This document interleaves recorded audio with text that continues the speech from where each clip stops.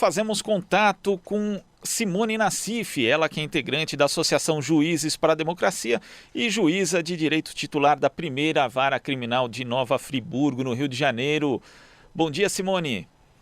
Bom dia, tudo bem? Tudo certo? Feliz ano novo para você. Feliz ano novo para todos nós, né? Que 2020 seja muito melhor que 2019 foi, né? Sem, Impossível não ser melhor.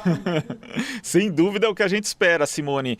E na semana passada, um grupo de 43 juízes e 7 desembargadores federais divulgou um manifesto em apoio à figura do juiz das garantias.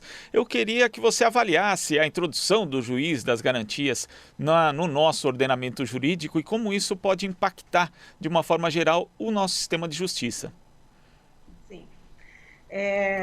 Primeiramente, tem que ser dito que a figura do juiz de garantias não é uma pólvora descoberta, é um instituto que já existe em diversos países, Alemanha, Itália, Portugal, para citar na Europa. Na América Latina, nós temos Chile, Colômbia, Paraguai, Panamá. Vários outros países já têm a figura de juiz de garantias com uma ou outra diferença na sistemática. Eu vejo com muito bons olhos a vinda desse instituto para o nosso ordenamento jurídico. O juiz de garantias, ele é um instituto que visa a efetivar, a ampliar, a tornar realidade o sistema acusatório puro. O nosso sistema de investigação, ele deriva das ordenações filipinas, que são normativas que vigiram no Brasil colônia e derivam da Santa Inquisição, em que o juiz acumulava as funções de investigar, acusar e julgar. Com a evolução do nosso ordenamento jurídico, o nosso sistema foi se afastando desse sistema, desse modelo inquisitório e evoluindo para o modelo acusatório. O modelo acusatório é aquele em que as funções de acusar e de julgar são exercidas separadamente, independentemente e com imparcialidade. Na Constituição de 88, o artigo 129.1 e o artigo 144 estabelecem o sistema acusatório. No entanto, nosso Código de Processo Penal, ele é de 1941 e é um código que copia o modelo do Código Mussolini, muito autoritário e ainda desenhando um sistema muito inquisitório. O juiz pode determinar pela letra da lei, né? Poderia determinar provas de ofício, presidiria toda a investigação. O mesmo juiz que preside a investigação preliminar antes do processo é aquele que recebe a denúncia, é aquele que aprecia a prova, ouve os argumentos e prolata a sentença. Com a vinda da Constituição de 88, foi necessário que se fizessem uma filtragem constitucional das normas do Código de Processo Penal de 41, adaptando, obviamente, o Código à Constituição, que prevê um sistema acusatório. E agora, muito bem feito, o nosso Congresso Nacional introduziu. Já havia um projeto antigo de introdução do juiz de garantias, que por demora na sua tramitação, ele não foi aprovado ainda, e com esse projeto, esse pacote anticrime, nós não vamos entrar no mérito desse pacote, desse todo pacote, ao qual nós temos muitas críticas, mas veio junto, foi introduzida o juiz de garantias. E esse juiz de garantias, ele veio para depurar o processo acusatório. Ele garante, ele assegura objetivamente a imparcialidade do juiz que vai julgar a causa. uma vez que o juiz que tem contato com a prova do inquérito, que defere medidas restritivas de direito, esse juiz ele estará impedido de processar e julgar na fase judicial do processo criminal. Eu vi a nota dos juízes federais, concordo plenamente com a nota. A Associação Juízes para a Democracia também emitiu uma nota curta, rápida, de apoio à instituição do juiz de garantias. Na verdade, não existe inconstitucionalidade nenhuma na introdução do juiz de garantia no nosso ordenamento jurídico. Ao contrário, a introdução do juiz de garantia no nosso ordenamento jurídico, ela vem para densificar e efetivar as normas constitucionais, que prevêem o princípio acusatório, o juiz natural, o juiz imparcial e todas as outras garantias já expressas na nossa Constituição. Agora, Simone, a introdução da figura do juiz das garantias também enfrenta resistências, né? A Associação dos Magistrados, também a AJUF, assim como dois partidos, né, o Podemos e o Cidadania, entraram no STF justamente arguindo a inconstitucionalidade da figura do juiz das garantias, mas por que existe essa resistência, né? Qual a motivação que está por trás disso? Também há resistência, né? A gente sabe do ministro da Justiça, Sérgio Moro. Como é que você identifica isso, Simone? Eu identifico isso como uma cultura de autoritarismo que impregna o Poder Judiciário e toda a nossa sociedade. Porque com a vinda do juiz de garantias, aquele super-herói, aquela figura de super-herói do juiz, que pode tudo, que pode determinar todas as medidas que ele entender necessárias. Aquele juiz que se apresenta quase que promíscuo na sua relação com o Ministério Público, esse magistrado, que não é magistrado, porque o magistrado que tem interesse na produção de prova, o magistrado que tem interesse no resultado da demanda, ele não é magistrado, ele é uma parte interessada no processo. Então, essa figura, ela se desmancha no ar. Ela desaparece, quer dizer, ela pode não desaparecer por conta de ser decorrente de uma cultura autoritária que nós temos arraigada não só no sistema judiciário, como na nossa sociedade. Mas, objetivamente, sistematicamente, essa figura ela fica dificultada. Uma vez que o juiz que vai deferir as medidas, ele não vai ser o mesmo que lá na frente, na hora do processo, vai julgar. Então, eu só posso atribuir isso a uma visão autoritária e um medo de perder um poder que, na verdade, o juiz não pode ter. Porque o Poder Judiciário, como todos os outros poderes, ele não é ilimitado. Ele tem limitações, e as limitações são expressas na Constituição, nos tratados internacionais de direitos humanos.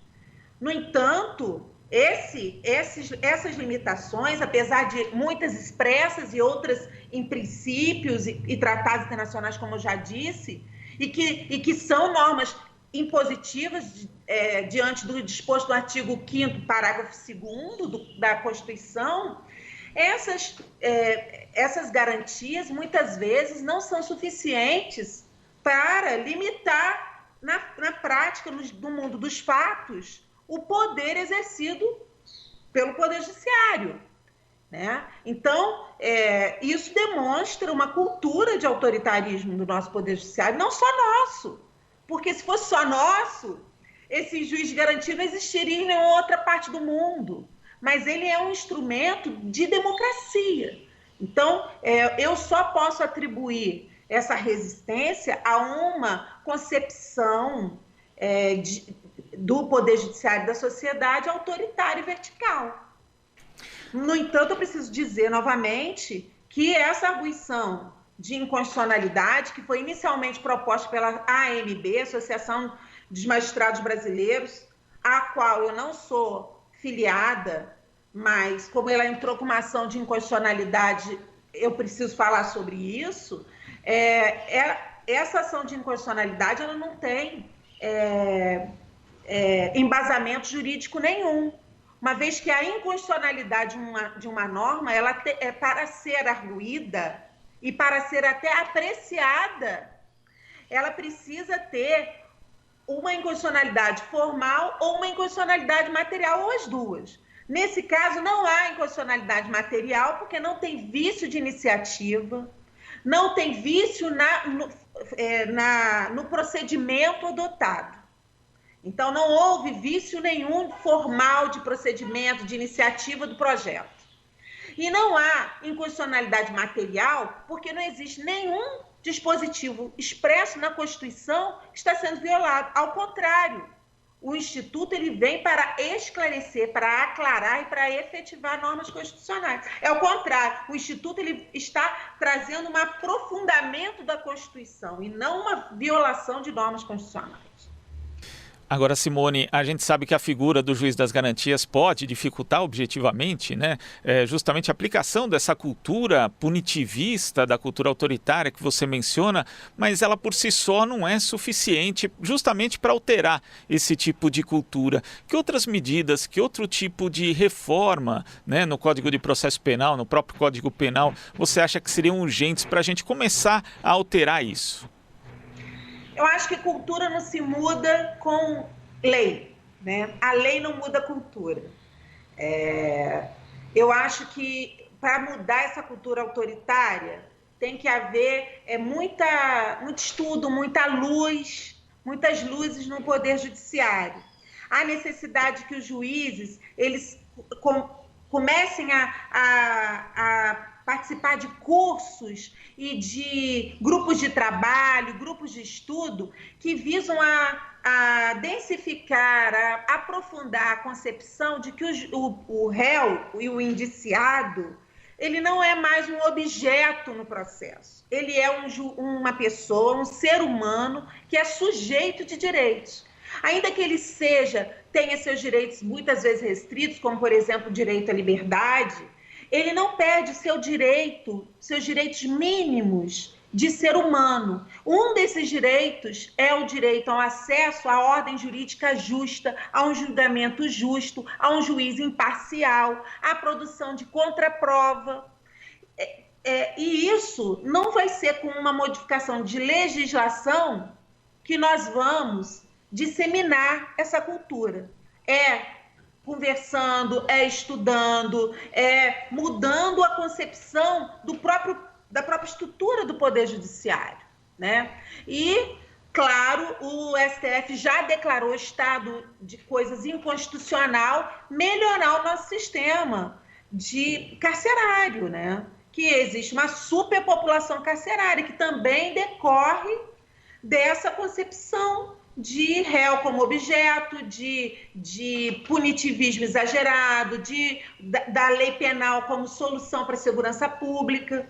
São concepções equivocadas, porque se o direito penal fosse solução para o problema de segurança pública, a partir de 1990, as nossas leis penais sofreram um recrudescimento, uma piora, uma forma muito mais grave e mais dura de punir do que antes. Foi progressivamente ficando mais dura a lei e progressivamente foi aumentando a população carcerária. E mesmo assim os índices de violência urbana só sobem, só aumentam. Então isso demonstra que o direito penal e o encarceramento não é solução para a segurança pública.